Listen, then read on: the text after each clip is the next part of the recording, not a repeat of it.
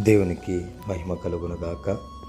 ఈ దినం దేవుని వాక్యం, నీ యందు భయభక్తులు గలవారి నిమిత్తము నీవు దాచి ఉంచిన మేలు ఎంతో గొప్పది.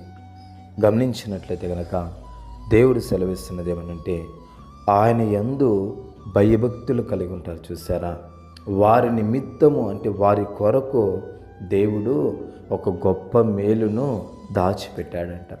కాబట్టి ఎవరెవరైతే ఆయన యందు భయభక్తులు కలిగి ఉంటారో, ఎవరైతే ఆయన యందు భయభక్తులు కలిగి ఆయన యొక్క మార్గాలను నడుచుకుంటుంటారో వారందరికీ కూడా ప్రభువు ఒక మంచి మేలును, ఒక గొప్ప మేలును దేవుడు చేస్తాను అనేసి ప్రభువు సెలవిస్తున్నాడు.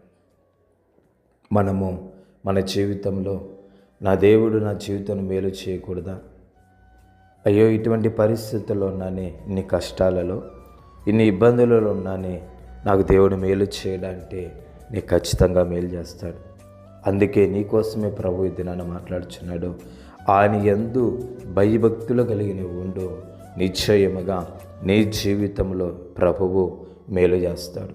నిశ్చయముగా నీ జీవితంలో ప్రభువు గొప్ప కార్యం చేస్తాడు. కాబట్టి మేలు కొరకు ఎదురు చేస్తే నీవు ఆయన సెలవిస్తున్న ప్రకారంగా భయభక్తులు కలిగి ఉండు. నిశ్చయముగా దేవుని యొక్క దీవెన నీ మీద ఎల్లప్పుడూ ఉంటుంది. ప్రభువు యొక్క మాటను దీవించుగాక. పరిశుద్ధుడా, ప్రేమ కలిగిన తండ్రి, స్తోత్రం. ఈ మాటను బట్టి మీరు దీవించి ఆశీర్వదించండి, కృప చూపండి. యేసు నామములో తండ్రి, ఆమేన్, ఆమేన్.